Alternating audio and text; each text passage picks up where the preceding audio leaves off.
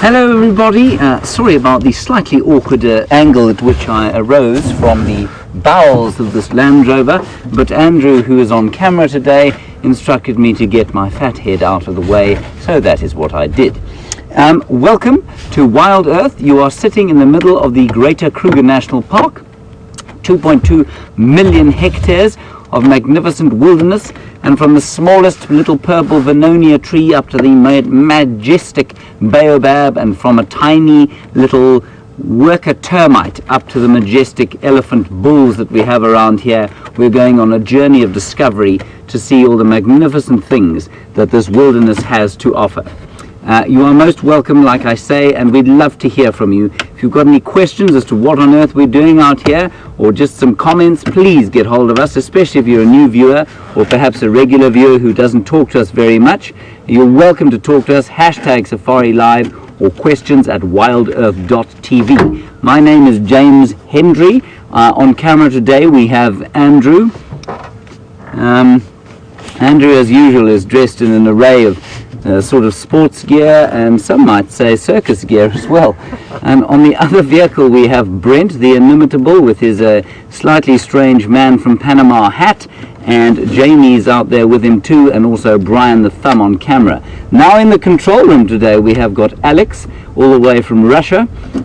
Different dulcet tones from those of Nikki Austin, but she's gone on leave, and also Louise, of course, and Eugene is knocking about as well, putting things together, fixing antenna, etc., etc. So, our plan today is to head to the far east of Djuma, and Djuma is this little piece of the Greater Kruger National Park on which we operate.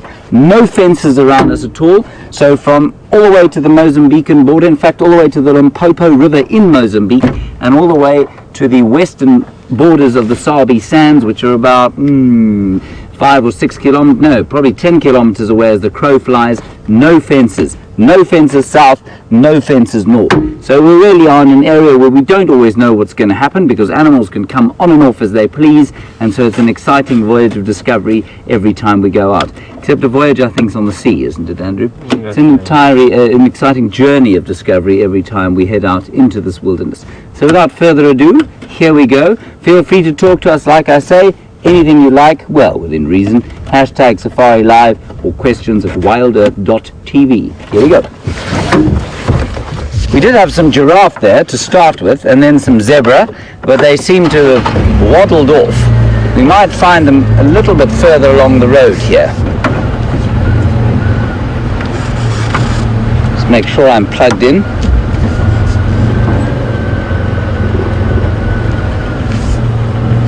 I can just see some giraffe legs sort of through there, but nothing to write home about.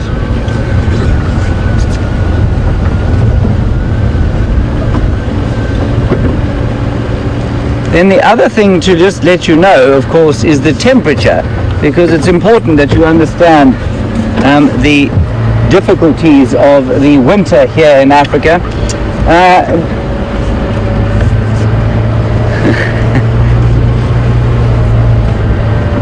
So it's a balmy, what was it, 27 degrees odd. Andrew, stop giggling. Or 74 degrees Fahrenheit. Difficult for the midwinter, isn't it? I mean, it's really hard, don't you find, Andrew? Yes. And been very pleasant. And thank you very much for your comment, Wildlife. You say you join us for 3 hours, I think it's morning and afternoon, which is very dedicated of you. We love having you along, and please keep talking to us. Thank you.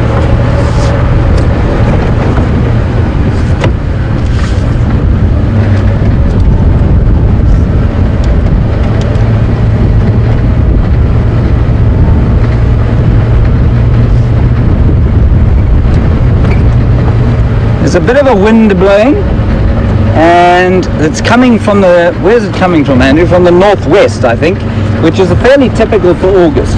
So it will be a fairly windy month, I suspect.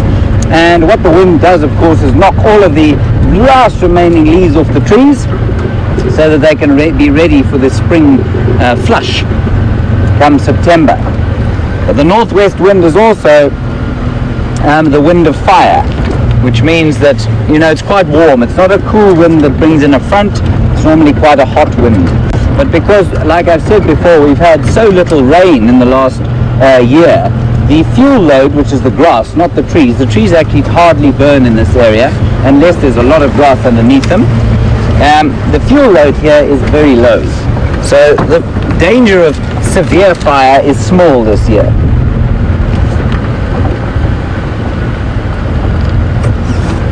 Let's go up this road, Andrew, if you don't mind.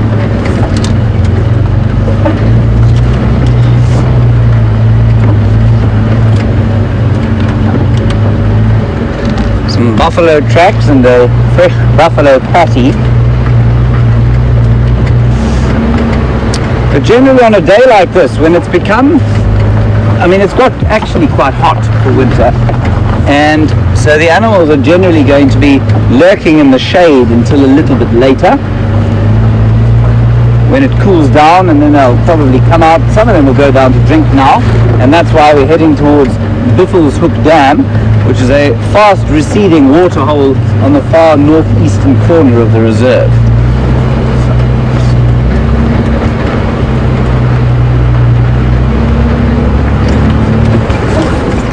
Andrew, let's just have a look at this tree here. I'm just going to pop out of the car. Oh, that's all right. Don't go anywhere, Andrew, please.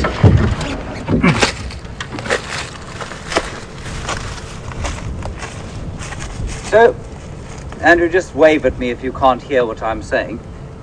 This is an old marula tree, and it is obviously no longer extant. It is dead, and it was probably pushed over by elephants some time back. But you can see how even this dead marula tree is an ecosystem unto itself. All the little holes here come probably from wood borer beetles and also woodpeckers. They'll come and dig here. And the little grubs and things from wood borer beetles that will lay their eggs, and the other insects that will use the wood as a home, will obviously provide food for things like woodpeckers when they come and drill around here. Then you can also probably see where these lanes have been eaten out of the wood. That will also be wood-eating insects, could even be termites that have come up and eaten the dead wood. This marula tree will probably be gone completely within, I would say, about 3 years. It'll be destroyed and eaten by a number of termites. And where I used to work down at a place called Londolozi, there was a marula tree that kind of had been struck by lightning and it fell onto its top. So it looked like it had been planted upside down. And that tree you used to be able to climb in, and 2 or 3 years after it was it was eventually, or after it was struck down by lightning at roughly 300 million volts, which is quite heavy, and 30,000 amps. 3 years after that, the termites had eaten it into dust. So they don't last very long. The marula tree especially doesn't have a very hard heartwood, and so it's quite easy, once it's dead, for little borer beetles and things to get into it. So I think that was all started by an elephant way back, probably about a year and a half ago. Right, on we go. Stop coughing, Andrew. It's not good TV.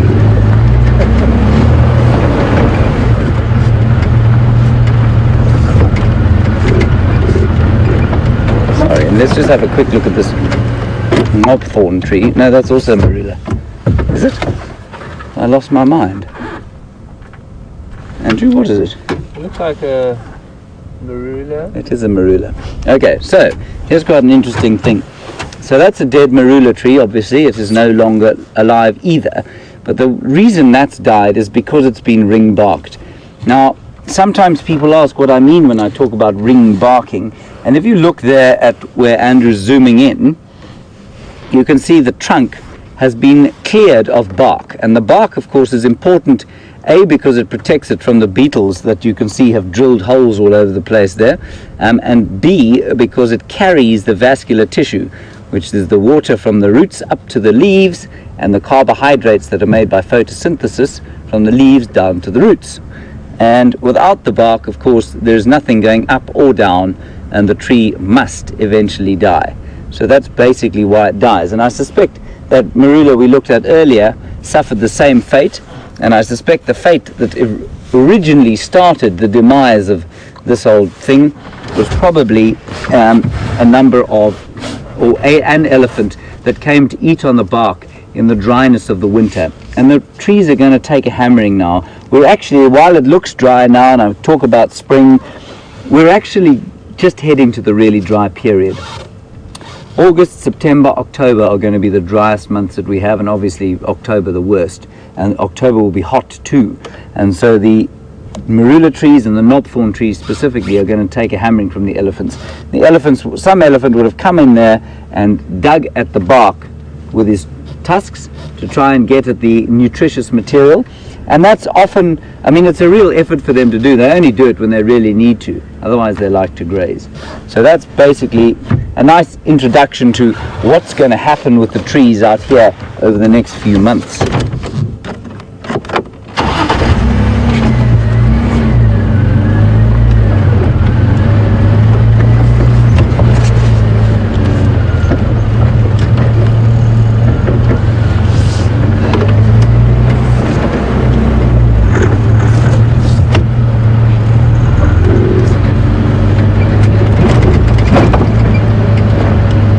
I think the evening is going to be magnificent. It's really kind of, it is quite hot now, and you can see the light is kind of washed out. It's very bright, but I think come the evening time, I think you'll find that it's going to soften very nicely. There's quite a lot of dust in the air, and especially off to the west there, so we should have a good sunset.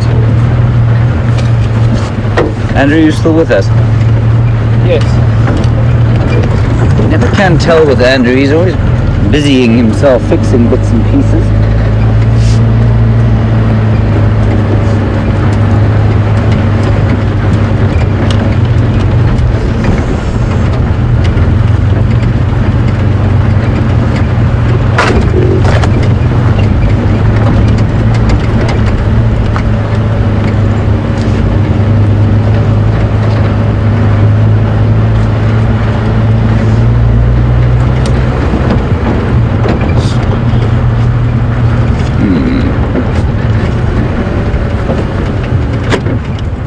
Have a quick look here, Andrew, if you don't mind, on the termite mound there.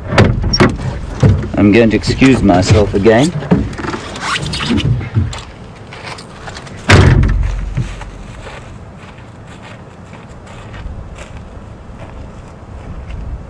So this is obviously a termite mound. Well, perhaps not so obviously. If this is your first time to see a termite mound, welcome to it. It is the termite mound of Macrotermes natalensis, or the fungus-growing termite. And this white stuff here is, Andrew? Bird poo. Bird poo, precisely. And what bird do you think did it? A hornbill. Correct. Well done.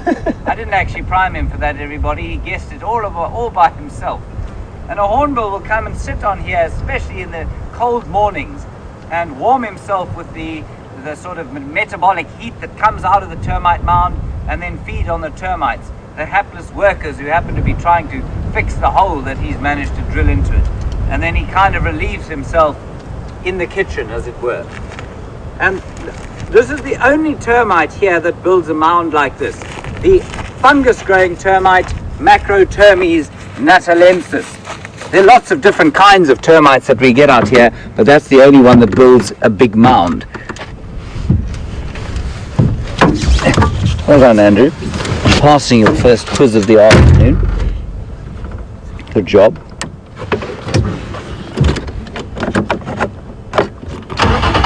So like I say, I think the first...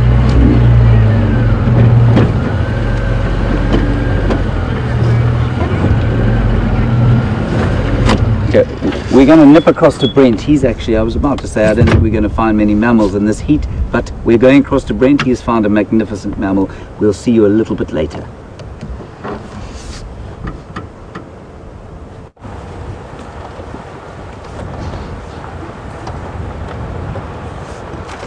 Welcome everyone. We've had the best luck so far on this sunset safari. By the way, for those of you who don't know, my name is Brent and I've got Brian on camera, and the thumb of course, and together we're sometimes known as the Killer Bees, and we've got off to a really great start. We were actually sitting with that mating pair of lion and all of a sudden we heard a leopard calling, and we knew Sindile was in the area, so it looks like Shadow might have come to fetch him to take him to a kill. So really exciting. The lions, on the other hand, were just snoozing, so we're definitely going to stick with this. But this is incredible. We're sitting here live in South Africa on the boundary between Djuma and Arathusa private game reserves with a female leopard and her cub.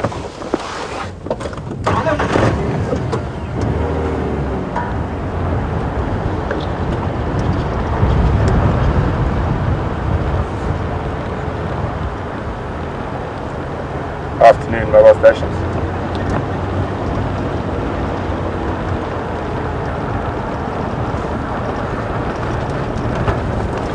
I'm just going to try loop around to get into a good spot ahead of them.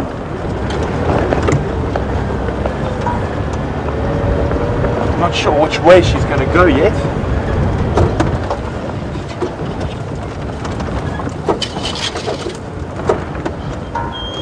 Oh, Sindile he's off on a chase. He's seen something. Probably a dwarf mongoose or something of the such. His mother is not looking very impressed with him at the moment, as he's disappeared off there. We're now right between the two leopards, and obviously something caught his attention and he scuttled off.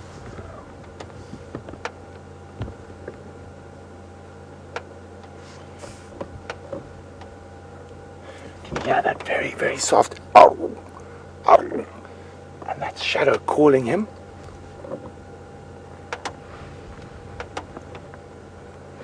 It's incredible. He's grown so much since the last time I saw him.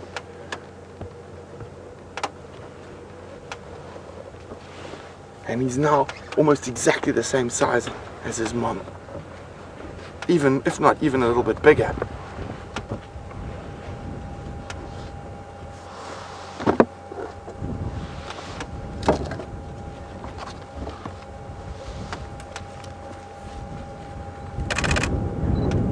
So if you guys hear that click click, that's just me taking a few photographs, and I encourage you guys to do the same. I'm sure you're going to get some great screen grabs of this.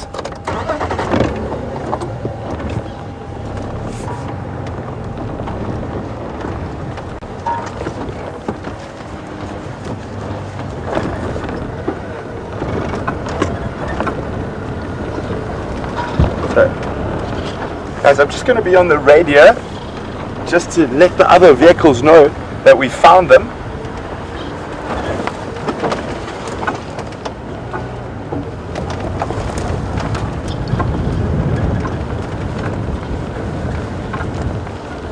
Afternoon mobile stations. Is any station on the west copying me?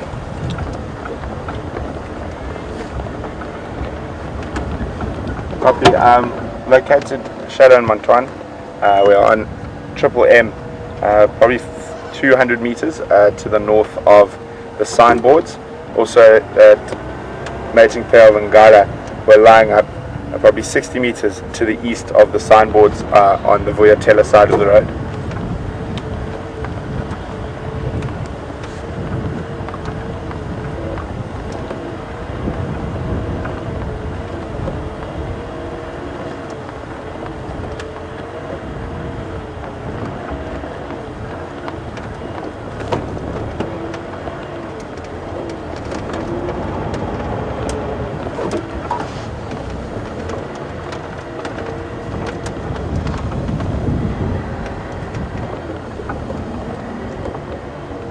So I keep looking back to where the lions are.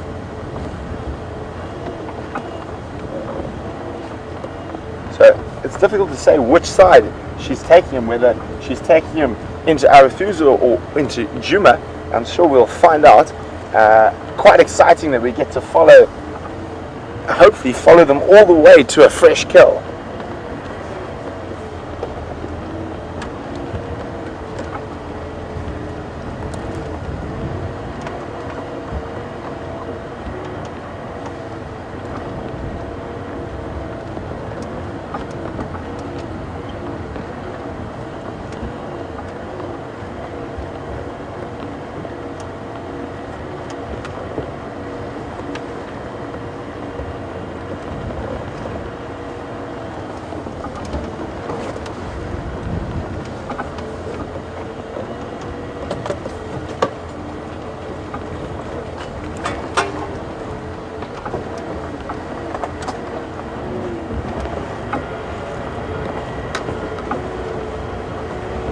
So I'm just going to try and get up ahead of them.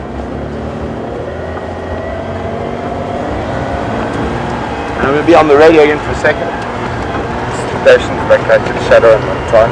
Animals are mobile north on Triple M, about 250 meters to the north of the signboards or the Gary Main Junction.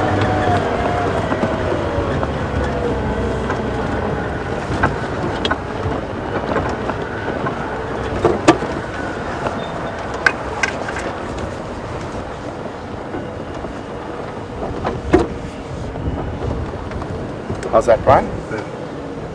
Hey guys, we're in a reverse in front of them so we can keep a lookout. We're also going to have to keep checking behind us. I'm not sure where she's going to go. Murphy's Law.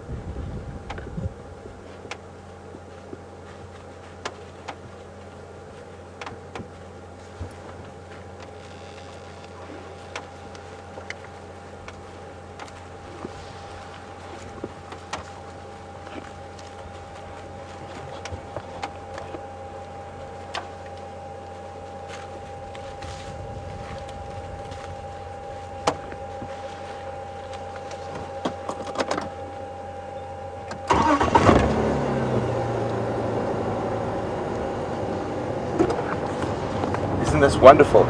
It's still very exciting to think which way she's going to go, or where this possible kill she's leading Sindile back towards.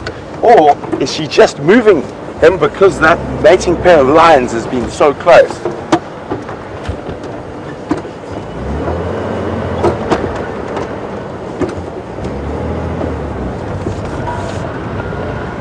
The one unfortunate thing about them moving along this road is it's one of the busiest roads in the Sabi Sands. So there could be non-game drive vehicles coming in and out because it is the access vehicle, or the vehicle access road.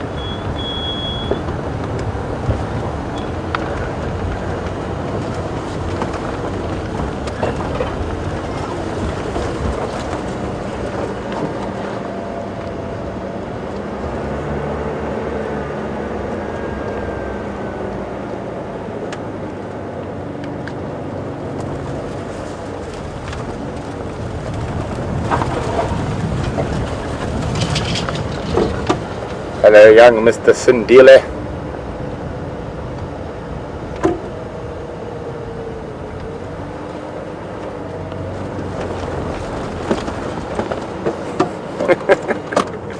Looks like he's playing a game with us.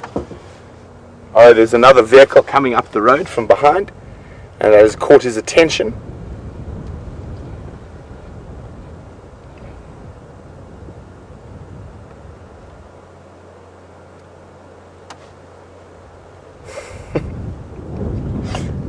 He's really watching. It looks like one of the farm vehicles or the vehicles that the lodges use, so it's a pickup. And now he's running off to join his mom. Bravery wore a bit thin there.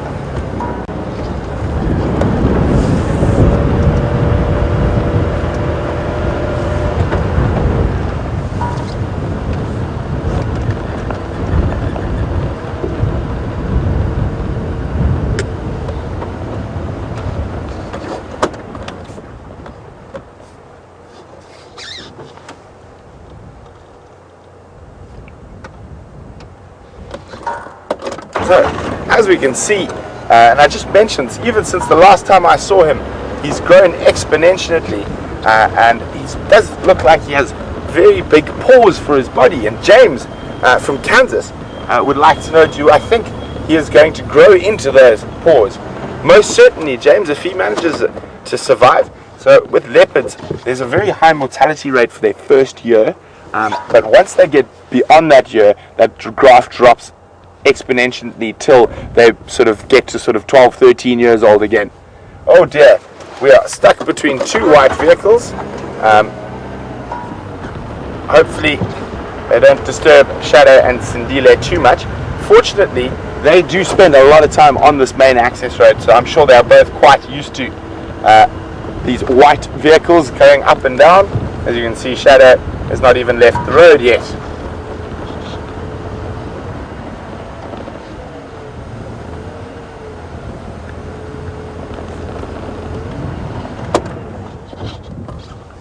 Sindile is taking a comfort break.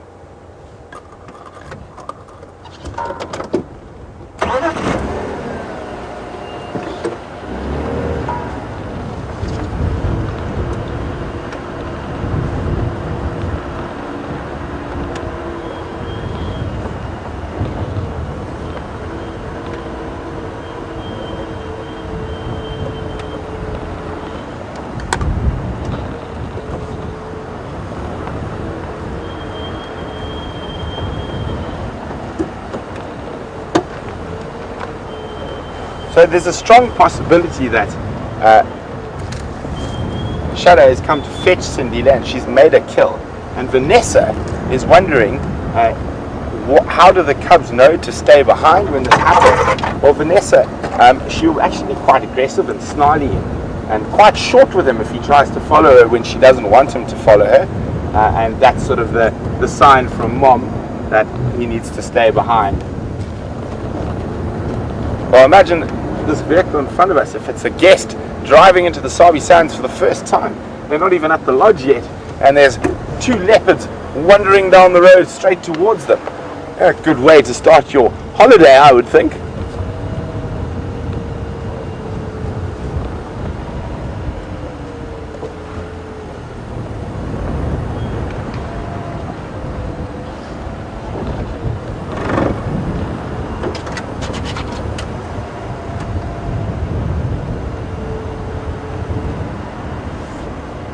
So I'm quite sure when Shadow does get a little bit closer, she's going to sort of just jump off the side, go around the vehicle, not too perturbed with the vehicle, but obviously not quite as used to them as they are to our open game drive vehicles. There she goes, right on cue.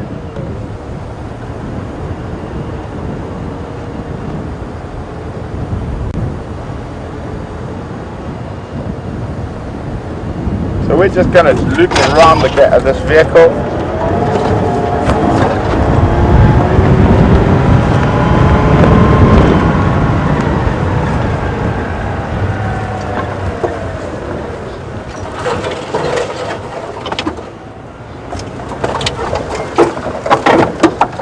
They should be hopefully coming back towards the road, which they are. I'll just give them a chance. There's a nice open spot in front of us, and they're just moving through the thickets to the right of us.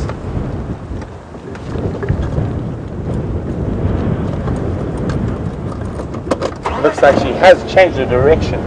She might head further and deeper into Arathusa.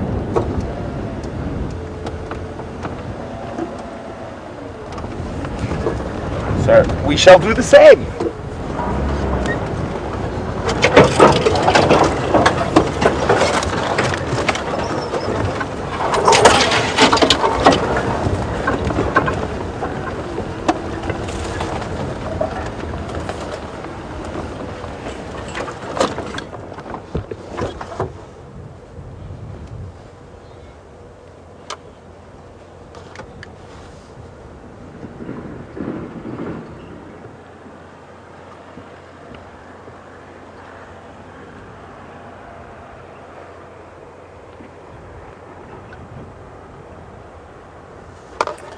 Well,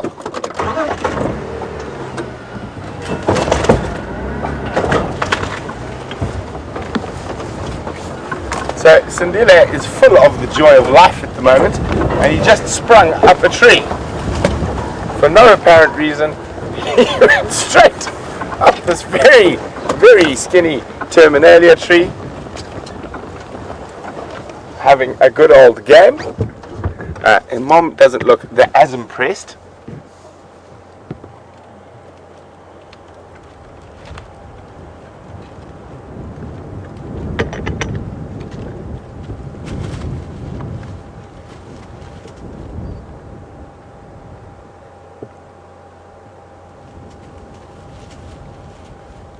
So just his general excitement, he probably hasn't seen his mom for quite a while, and they tend to get excited and he wants to play. Shadow doesn't look like she's having any of it though, I'm afraid. I am hoping, really, with fingers crossed, that they are leading, she is leading him back towards a fresh kill, but it is impossible to say. She could be just moving him. Sorry guys, I'm just going to be on the radio again for a few seconds. Stations confirm, you guys copied the update about Shadow and Montoine.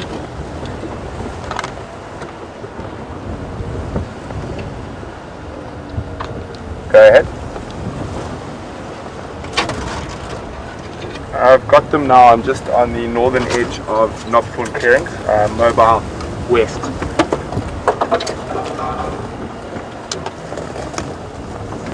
Please do.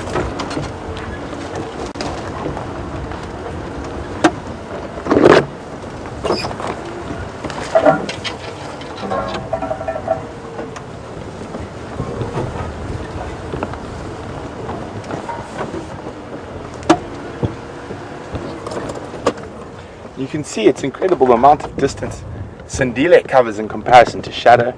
Shadow stays sort of very much on track, whereas he runs around in all directions.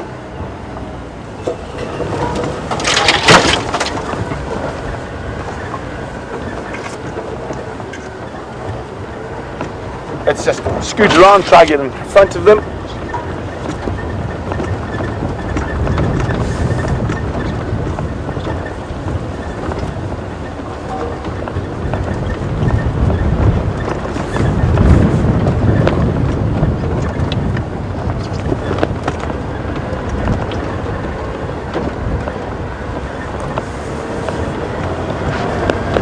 Watch out there, Brian.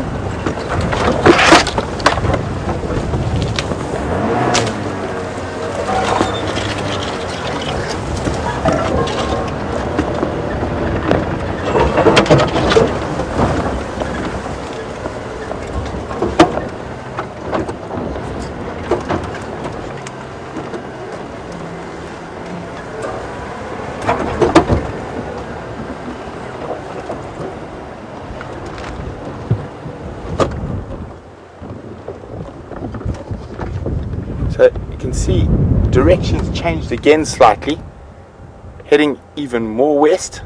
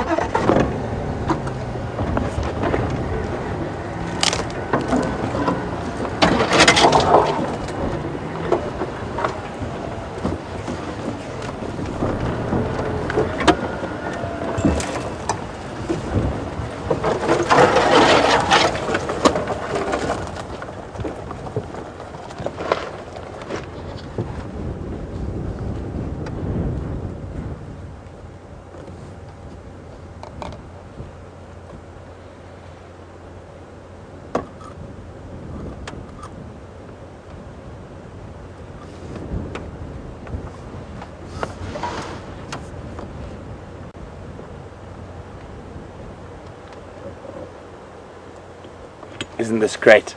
Being able to spend so much time with animals like we are, really are hoping she is leading him back towards a kill. But we will stick with them for as long as possible.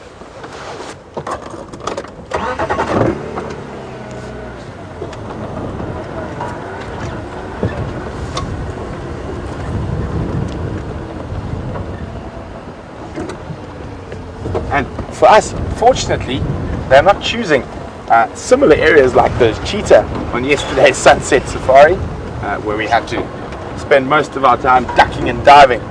And talking about ducking and diving, Beth wants to know if I've ever lost a cameraman, or if any of our cameramen have ever fallen off. Well, Beth, only one cameraman I know has fallen off, and strange enough, we weren't even on game drive. We were just driving between the final control and our camp, and I'm not sure, Brian, what happened when you fell off the vehicle then? I don't even know how I fell off. I must have been going less than 5 kilometers an hour, but fortunately Brian, being quite adept, and obviously from his time in the circus, after falling off he landed on his feet.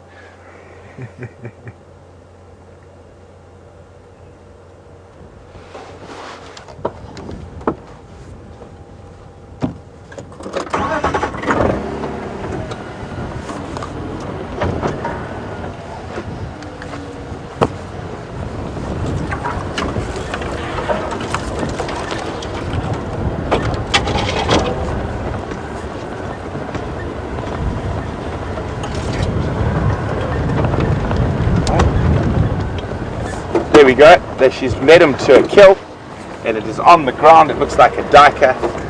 Yay! Isn't that great? Awesome, guys.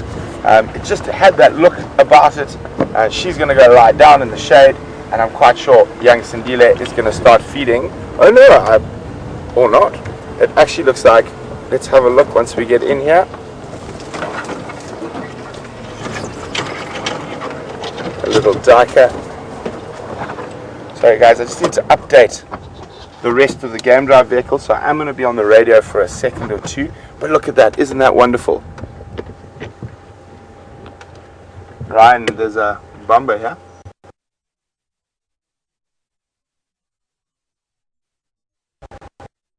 See, he's not that hungry.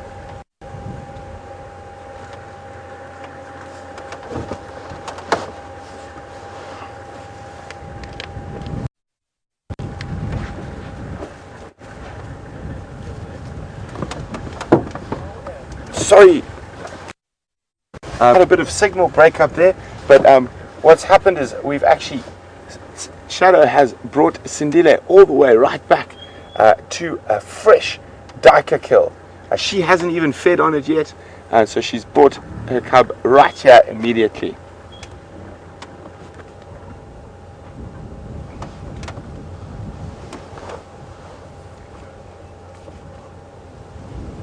And there's been quite a lot of discussion about Shadow with kills and raising of cubs.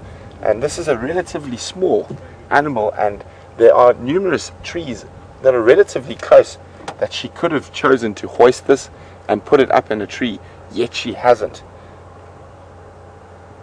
And so keeping a kill on the ground like this definitely puts her at more at risk, and especially if she's got cubs, the cubs more at risk to animals like hyenas and lions.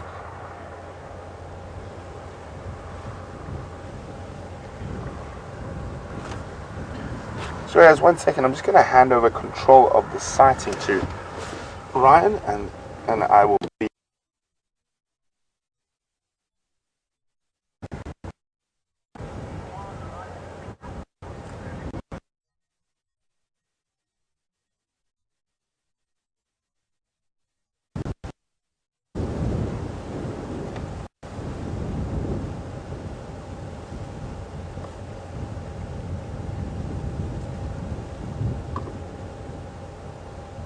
okay. So what we can see there, he's starting to pluck the fur.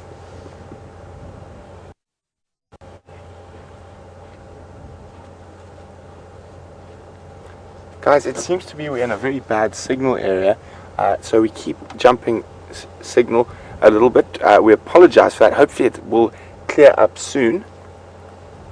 You can see he's starting to pluck the fur off that little diker before he starts to feed. And you can see that it looks like Shadow might have done some plucking beforehand, and you can see there's quite a lot of gaps on that animal. And you got nothing like fur on the tongue.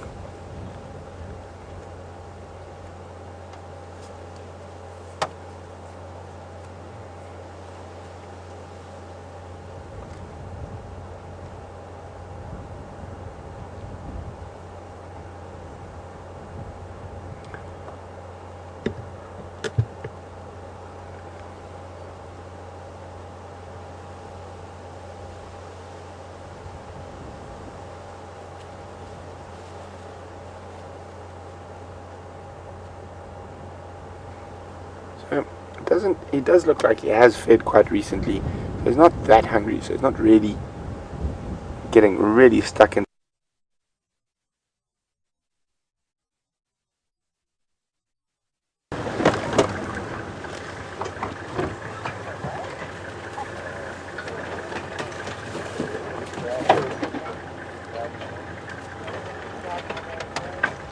Now he's moved it again into the base of that tree, and you can actually see how limp the animal was. So fresh kill, no rigor mortis just yet.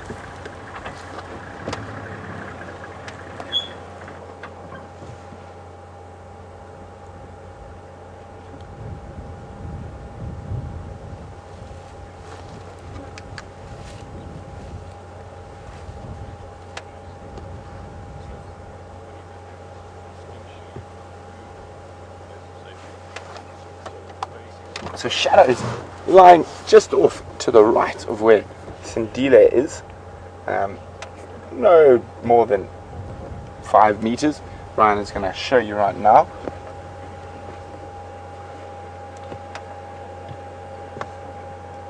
And you notice she's not feeding off this carcass yet, and she is quite full, so it looks like she has made quite a few, or she has been very successful with her hunting recently from what I've heard while I was away. So you can see she's not in desperate need of a meal just yet, even though Sindile doesn't look like he's in desperate need of a meal either. We must remember she finished off that, I'm not sure, I can't remember if it was a Dika or a Steenbok that she didn't bring Sindile to, because it was possibly very close to where the Anderson male was. So Sindile is probably a little bit more hungry than she is.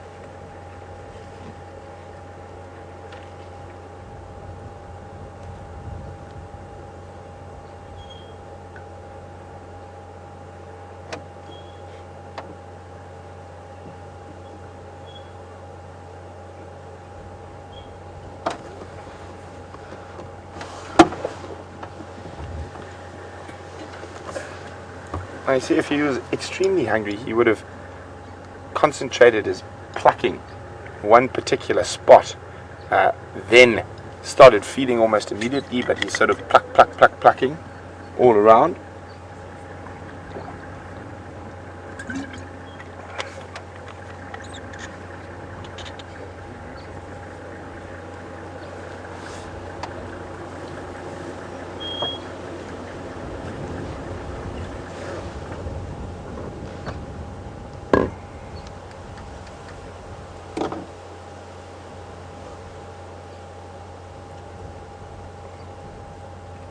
You can see still very alert, checking around. This is possibly one of the more dangerous times when leopards have their kills on the ground in this area, because of the high densities of lions and hyenas, and other leopards for that matter.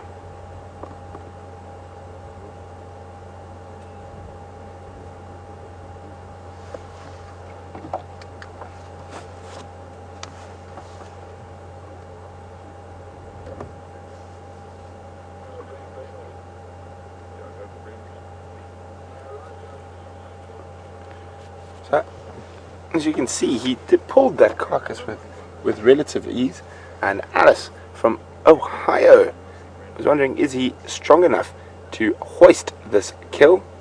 I would say most definitely I think he is strong enough now to be able to hoist this carcass.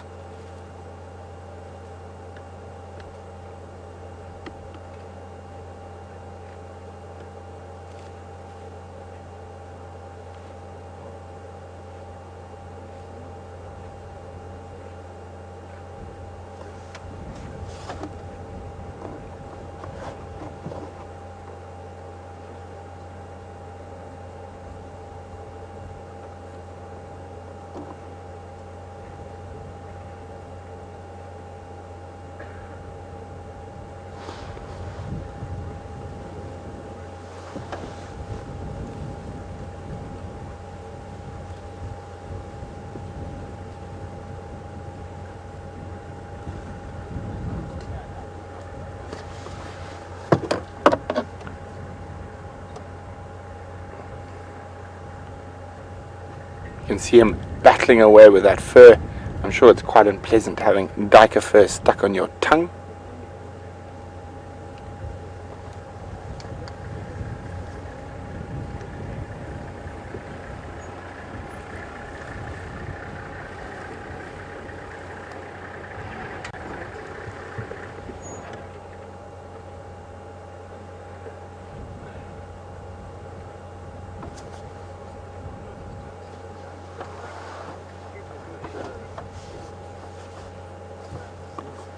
So as we notice them plucking the fur from there, Judith from North Carolina is just commenting that she's seen bald eagles pluck the fur from their kills almost the exact same way. And also, I must admit, Judith, carrying on that, Judith, I've seen other animals like serval and caracal and even cheetah do the exact sort of plucking of fur. Lions do less so, but they do some of it. They're more gluttonous, and especially if there's other lions around, they want to get the meat down as fast as possible.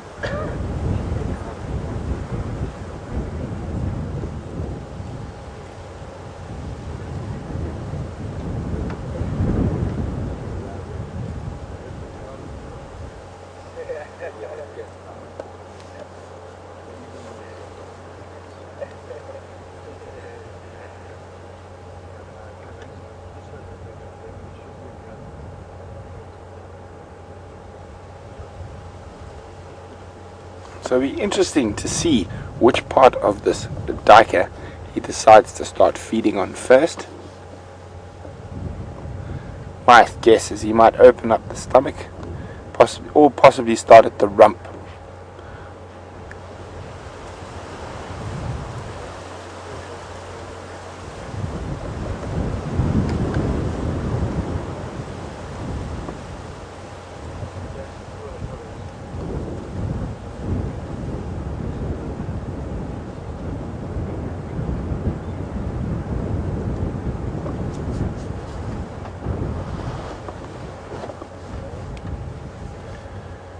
So as we watch him sort of plucking, and he's more than likely going to start feeding or opening up a section of the kill at some point.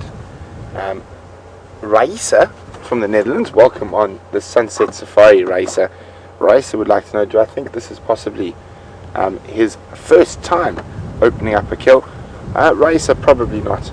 I'm sure this has happened a few times, that Shadow has brought him back to a fully closed carcass, and he would have had to pluck and open it up himself.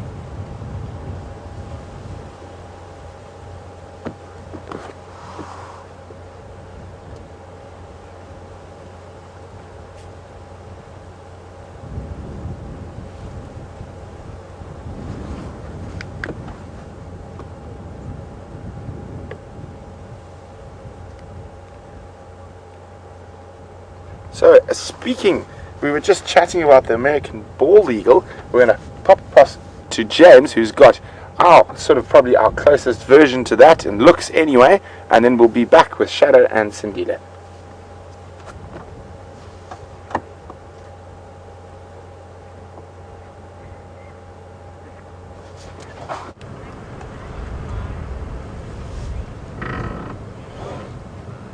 Hello everybody, welcome back to Giga for a quick link. We've pulled you away from magnificent Shadow and her little Sindile. We've come across to a fish eagle that is sitting on the floor there. Now, on the right hand side of your picture you will see a little bush, and that is because I am hiding behind it. It is a Mystroxylon Ethiopican bush, and I'm just worried that the fish eagle will fly away if we try and get any closer to him. Thank you for that, Andrew. Now, what you might not be able to see from this distance is that he is standing 1 foot on what looks to be a catfish, and you can see quite clearly that his crop is very full. I don't know if you can see that his crop is full. And his crop is that swelling you can see at the front of his throat, and that is where a lot of this sort of mastication, fish eagles obviously don't have teeth, and the crop is often full of a few stones, and it's muscular, and it helps to sort of chew, if you like, some of the food before it goes down into the stomach. They also kind of store a bit of food there. If they have to fly away quickly, then they can do that. I believe you were talking a little bit about the American bald eagle and its habit of plucking off feathers and fur. Well, this is the eagle, of course, is the same genus as the American bald eagle, so very close relative. Apart from eating fishies, which is what it's doing now, of course, they also do eat carrion. So then, if there's something rotting about, they will come and eat it. I've certainly seen them films of them killing flamingos, and they'll pluck feathers off flamingos and that sort of thing. So very similar to the behavior shown by Shadow and Sindile at the moment. Quite interesting how the very few animals are able to successfully eat and make use of feathers and hair in their diets. And so the most obvious ones that can, of course, are the hyenas. Beautiful fish eagle, that. And he's sitting in the dam that, I mean, this dam is almost completely dry. This is the dam that Scott and I tried to catch the catfish in,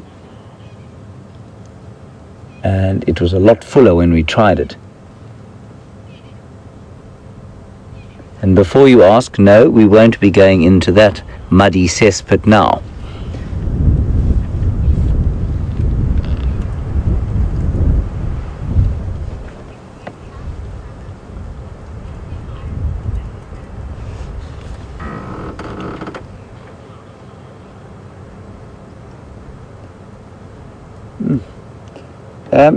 I'm just trying to look at it now, and I can't see exactly how big the fish is, but I tell you what I can see is that he's standing quite a long way.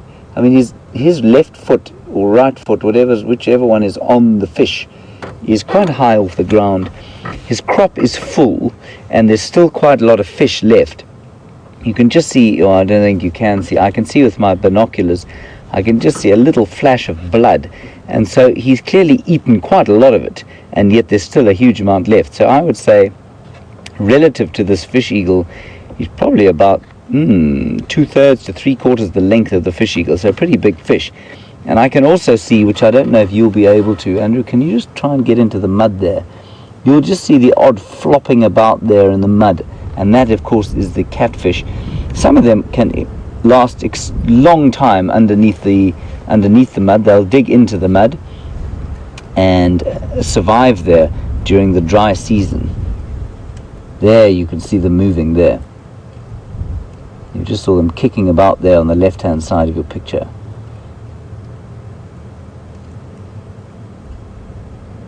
So the fish eagle will be reticent to try and sort of fly off now and leave the fish, but at the same time will be reticent to eat while there's too much activity going on and while his crop is full.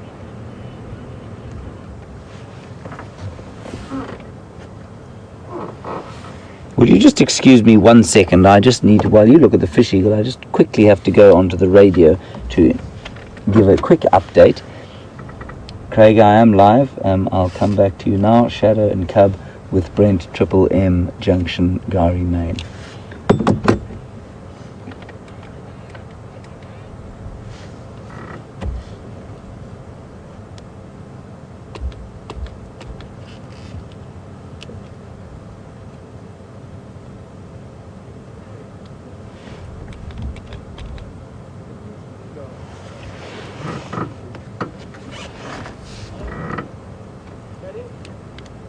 So I wonder if he'll actually be able to eat that whole fish. I suspect not, you know.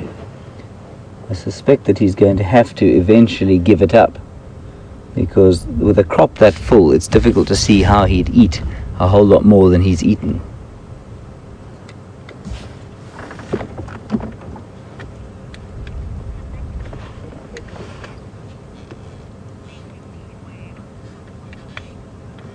Alright, so while we go from one satiated animal to one that's probably a lot more hungry and is busy plucking the hair out of his duiker that his mother has very kindly killed for him, we'll go across back to Sindile, and I'll see what else we can find as we adventure around the wilds of Djuma. See you later.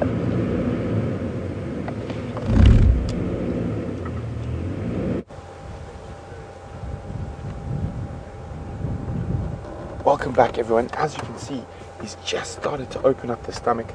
You can see how he's turning his head to the side, using those overdeveloped molars and premolars as cutting edges. So basically like a pair of scissors slicing open the stomach of this duiker.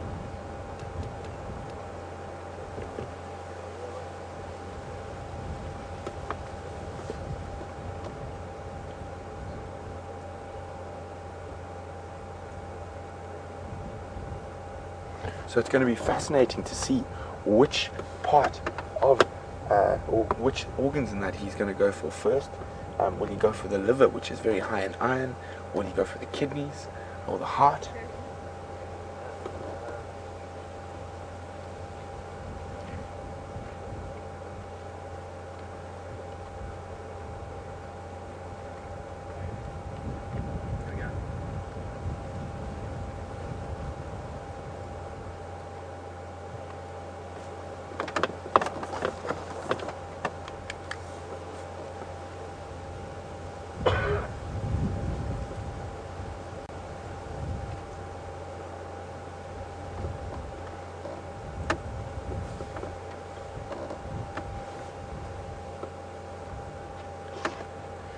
So we were really lucky. I mean, we got to see once they've just joined up, and we actually, while we were looking for them, we could hear Shadow calling, and that's one of the ways we actually found these guys. Or actually, the way we found them, I'll tell you now, it's quite amusing. Brian actually found them, but George from Florida would like to know, how did Shadow find her way back here? Did she follow her own scent back to this kill? Well, I'm not 100% sure about that. I think she probably just remembered where it was, like she remembers where she left Sindile, and she would have just made her way back because she knew where it was.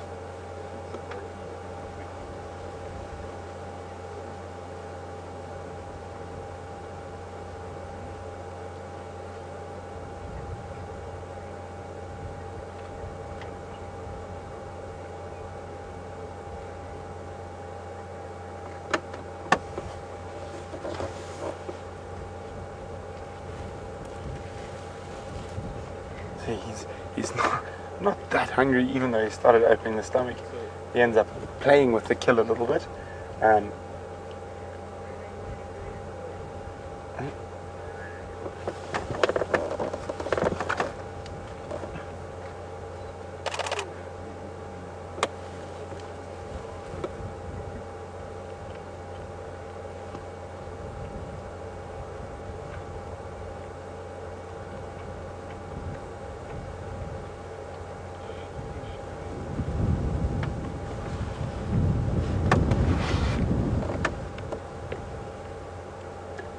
Tracks coming out, jumped off the car, walked into the bush, and I hadn't walked 50 meters when Brian started whistling at me, because both Shadow and Sindile had popped out on the road directly in front of Brian.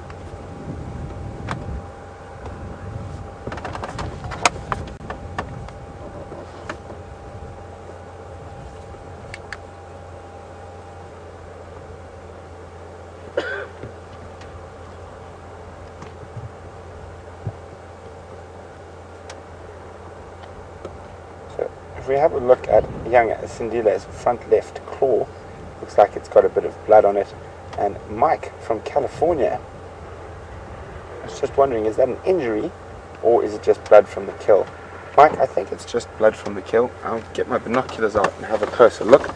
But I didn't notice any blood when he was walking down the road, and he was very close to us, so I'm more than likely sure that blood belongs to the duiker and not to the leopard.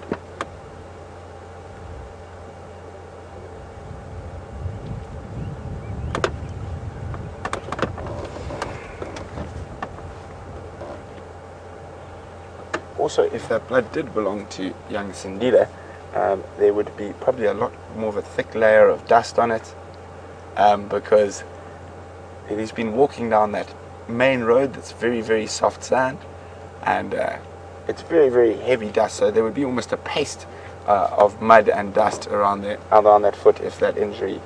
There we go. You can see a bit of the stomach popping open now.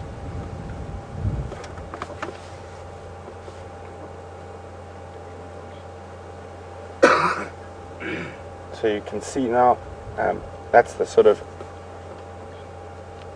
ooh, he's going to, hopefully he doesn't make a whoops and actually open the stomach itself and manages to get around. Of course, it's not ideal for them. That would spread the smell quite heavily through, and apart from that, we happen to be sitting directly downwind. But he looks like he's doing it like an expert. He hasn't managed to make a mistake yet and open the stomach properly.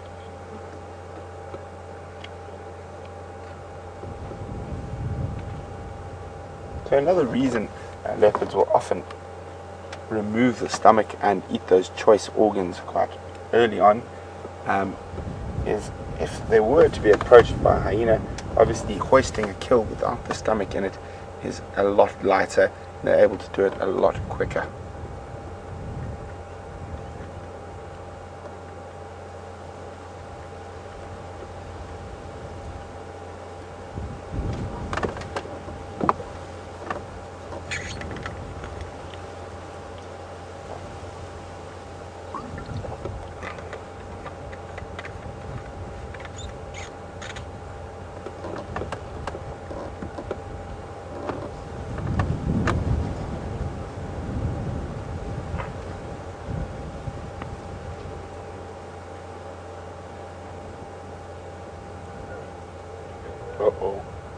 Uh-oh. The problem is if he decides to start playing again, one of those claws could just accidentally put a tear in that lining.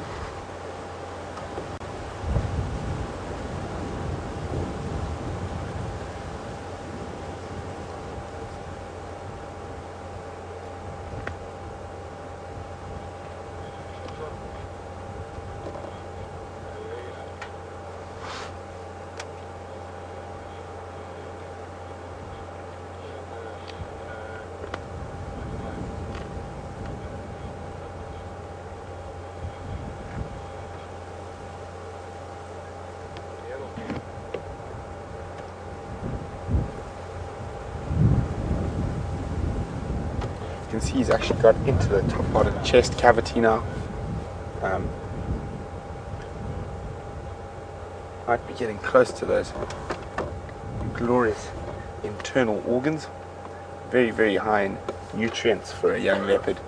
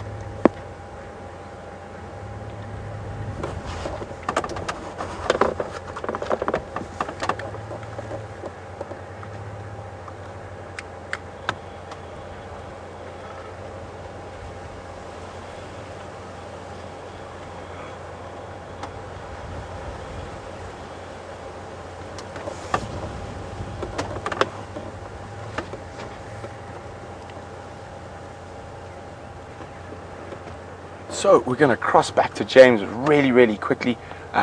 He's got that fish eagle who's got its kill, and then we'll be back with Sindile dissecting this duiker.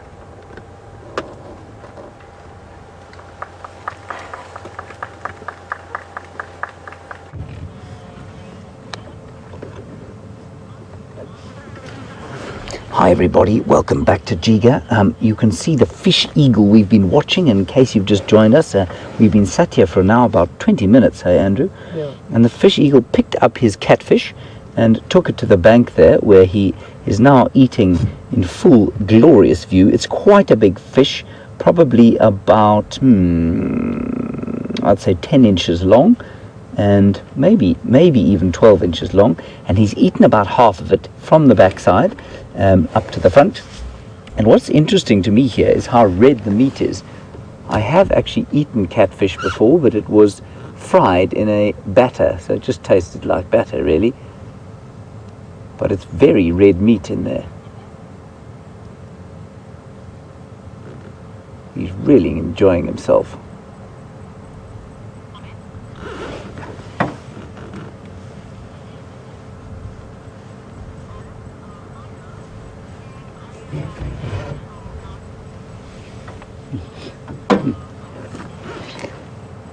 So, not entirely easy to catch a catfish, except for a fish eagle in this area, probably quite easy given the amount that the water has receded. So Alice in Ohio, when you ask, am I jealous that the fish eagle succeeded where I did not? I'm not so much jealous, but you ask if I was embarrassed. I'm more jealous than I am embarrassed. Alice, I'm not blessed with great talons like that, or the ability to fly.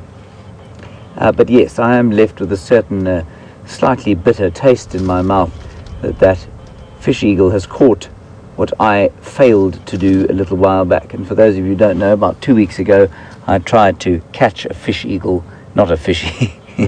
No, I've never tried that.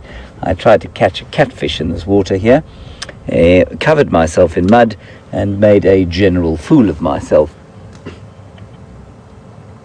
Scott then did the same, caught a fish, but unfortunately he wasn't live when he did it.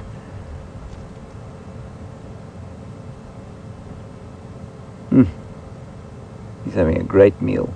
It's quite interesting the difference in his feeding strategy compared with something like a heron, for example, or one of those beautiful saddle-billed storks that we see here quite often. They will take the fish and basically they'll swallow it whole, or try and chop it in half if they can, but they won't peck at it, and they don't have the right beak to cut it up like the eagle does. So they tend to swallow it whole. That's a really good meal for that fish eagle. And like I say, they don't only eat fish. I've seen quite a lot of footage of them smashing flamingos in those huge flocks in East Africa. He didn't seem to have too much trouble carrying it to where he is now, but only, in fact, no, I'm actually talking nonsense. He only just got off the ground, actually, and then went and landed up there, and I think he'd probably quite like to take it up into a tree, but I think it's quite heavy still.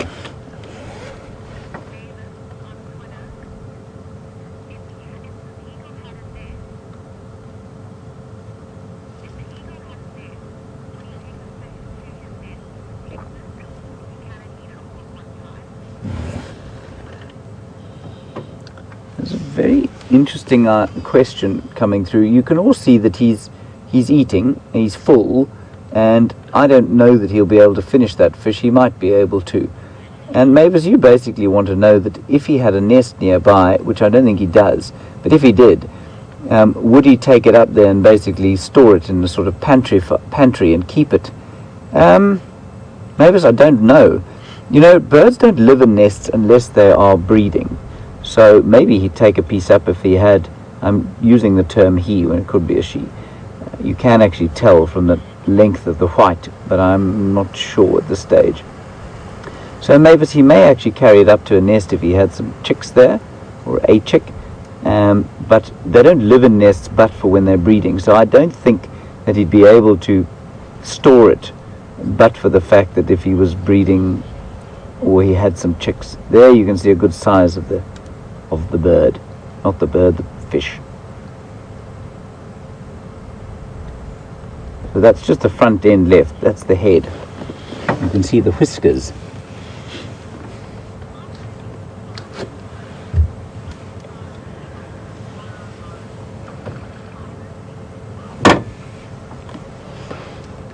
And we can just see him pulling the flesh off there, and just watch carefully there, and we can probably pick up the different pieces of the body that he's eating. So he's eating bits and pieces of skin and some flesh. And Tyler, you want to know if he eats bones. I think he'll eat some of the small bones, Tyler, but probably not all of them. So the backbone, which will come apart in little small chunks, I suspect he'll probably eat. He may well discard the ribs, though. You know, that beak is very dexterous. He's very good at cutting bits out of it, but he might eat the bones. he'd certainly be able to digest them if he got them into his body. But I suppose your question probably comes from wondering if they're able to, if they have trouble with fish bones like we do in our throats. And I'm not really sure. I don't think so, no.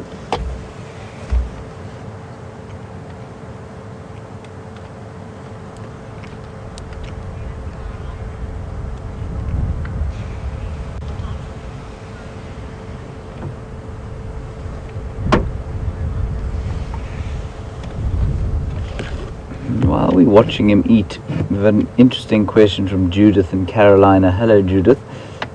You'd like to know, does he sort of regurgitate a casting of bones and scales and things? Judith, as far as I'm aware, they don't. And that's because you can see how carefully he's eating it. So the most obvious example of a bird that does that would be something like a barn owl. But remember, a barn owl will swallow a mouse whole, or a rodent whole, and so it's got to process all the bones and hair internally and then spit them out. Whereas a bird like this is being quite picky about what he eats. So while he might regurgitate a little bit, I don't think that it would be nearly as obvious as something like a barn owl which swallows its prey whole. He's just picking out the bits that he wants, and he'll leave out the bits that he doesn't like. He's a magnificent bird. I've never seen this before. It's really special to be able to spend an extended period like this.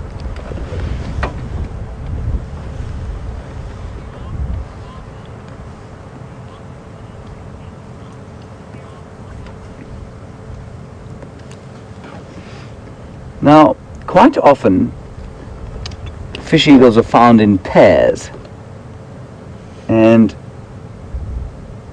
this one is on its own. And Cheryl in Orlando, you want to know if they mate for life.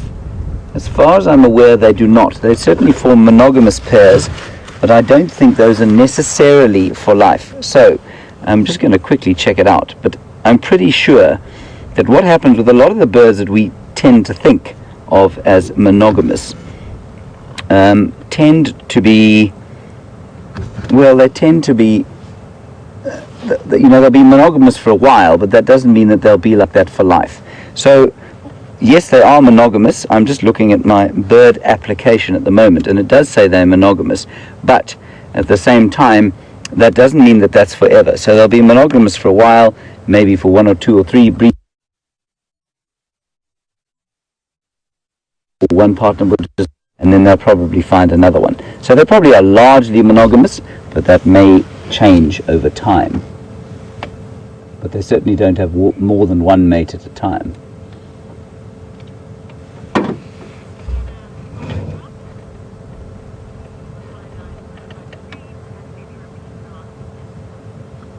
Yeah, sorry about that black screen we had there. We had a bit of signal breaker, satellite colliding with an asteroid, or perhaps an incoming alien spacecraft, who knows.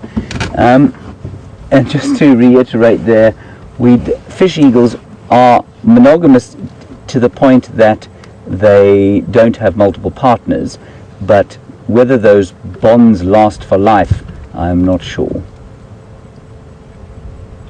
Thank you for that from Orlando. I've been to Orlando, but only as a very small boy, so I don't remember it really.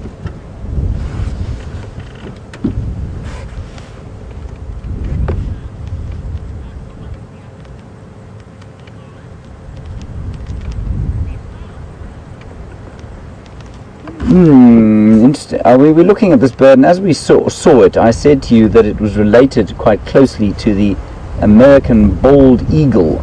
And Vanessa, you want to know exactly what the difference is. The answer is I don't know exactly what the difference is, but for the fact that I know that the American bald eagle is much bigger than this bird. The fish eagle is pretty big, but an American bald eagle is much larger than this. So pretty similar looking. I think the diet's not entirely dissimilar either. I think an American bald eagle will eat fish. They've probably got a slightly more Catholic diet though. They probably eat a bit more. And these ones will also eat small mammals and the odd reptile if they can get them.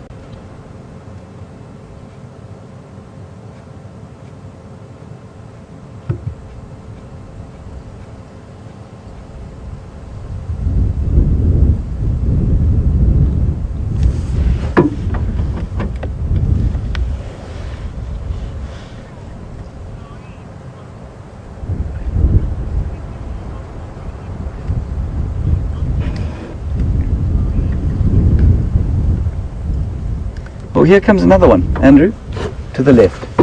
Pay attention. It might come down and try and steal this one. Calling. They're both shouting at each other. Isn't that wonderful? He's come off the... Andrew's come off the kill.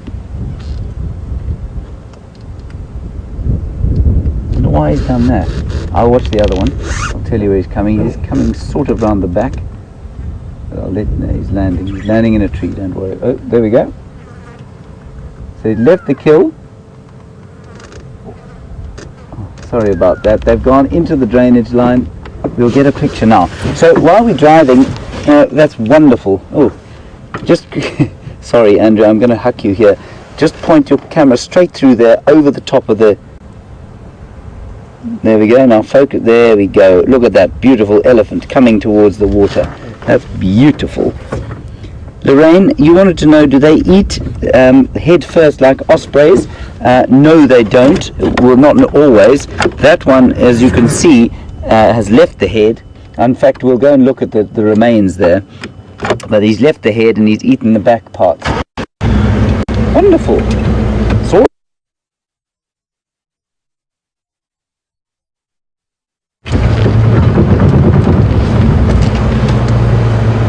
we'll just have how fish eaglies are now, and then we'll see where that elephant. There's the one, and there's the other. You got them both there, Andrew? I don't know if you can get them both in picture. So there's the one that was eating. That's the one that's just landed there.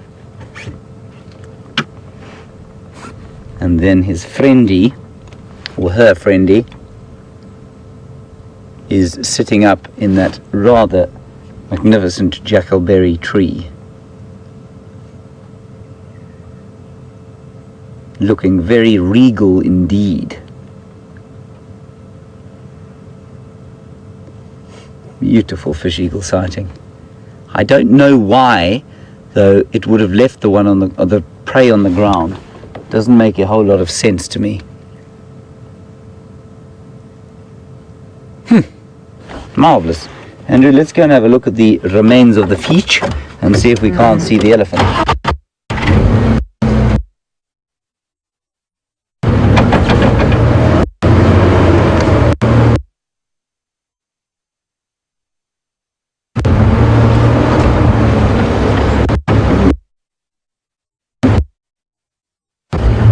Excellent.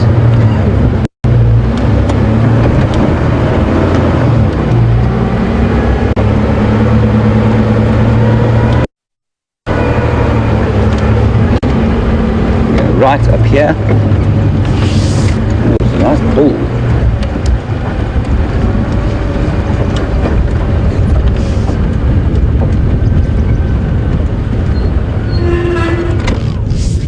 Right, we're just going to quickly look at the fish kill. I'm a bit reticent to pick it up, but maybe I'm going to have to. We'll go back to Brent. So I just want to quickly show you this kill.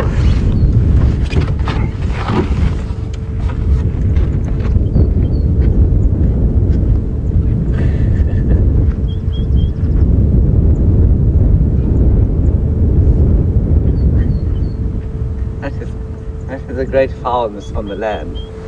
So as you can see, the head still fully intact, the behind not so much. Now this fish was probably that long, so almost the length of the fish eagle, 3/4 to 2/3. Andrew, is the elephant coming? Yes, it's approaching. All right, I'm going to put this fish down and return myself to the vehicle if it's all the same to you. Alright, we'll get into a position for this elephant, and I think it's time for you to go and see how Sindile is doing.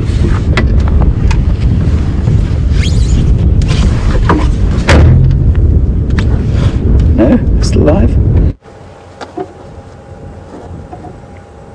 Welcome back, everyone. As you can see, young Sindile is making short work of the internal organs. He's had quite a difficult time removing some of the pieces of the intestine to get to the good parts. As you can see, lying up on the front end of the duiker is some feces that has actually come from the last little bit of the intestine, and then still some of the smaller bits of the intestine from higher up in the digestive process.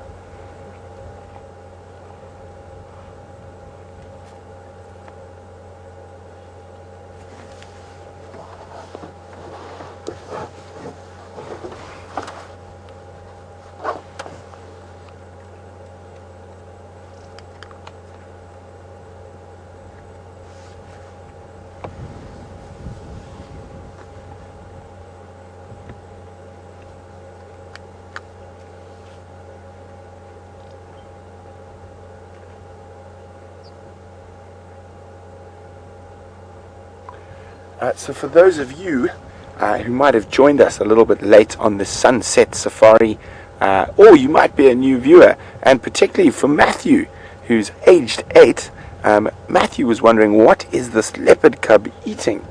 Well, Matthew, it looks like he's eating a female duiker, a little antelope.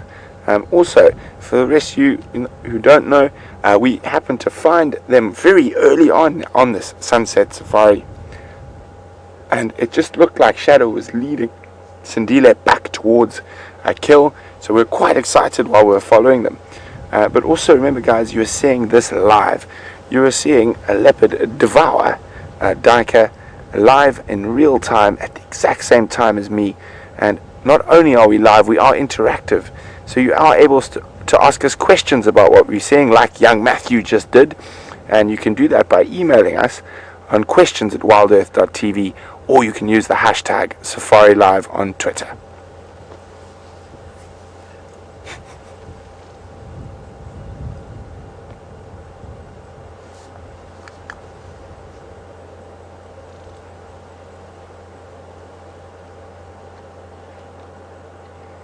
So we're going to sit here to see how the dissection of this duiker continues by young Sindile.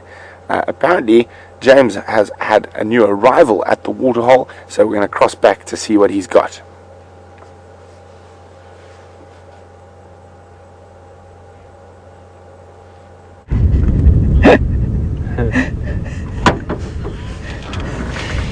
Hi everybody, this is just so wonderful. This elephant's come down to the mud, and he's not going to be drinking anything here, but he's been tossing mud all over the place. You can see he's been kicking it into the pool where the catfish are now frolicking about, and he's just having a whale of a time here in the mud.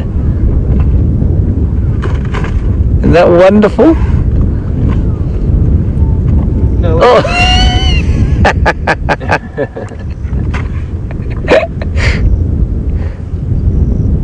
So he's a youngish bull. He's not a fully grown bull. So he's still got a little bit of playfulness left in him. And this mud is a wonderful way to cool off and get rid of a few ectoparasites. And it's probably just fun as well, you know.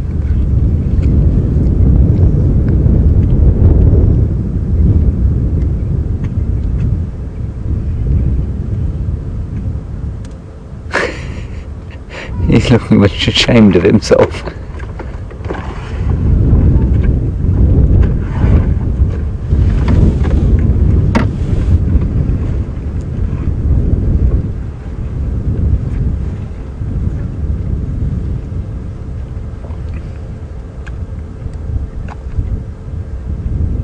You hear his tail going clip, clip, clip. You know, you see the way he's holding his trunk over his tusk, and that is quite a common sign that he's... Must bulls do that, but I can't see any other sign that he's in must. He's quite probably a little bit young to be in must, but it's possible that he's in must. Oh, that's wonderful. Just really nice to see.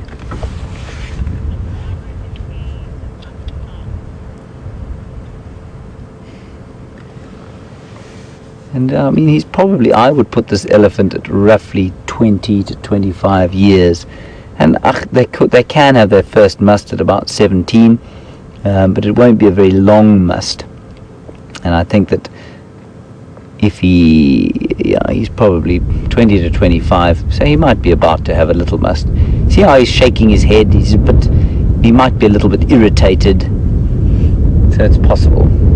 But he's not dripping that fairly strong smelling odorous stuff from his penis, which tends to happen when they're in full must.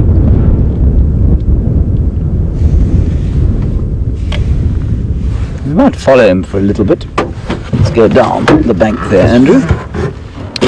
Held on tight. Oops, sorry.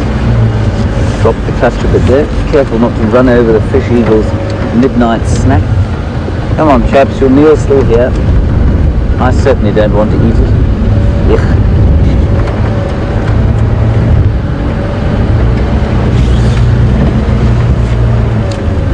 Right, Andrew, ready to say whee!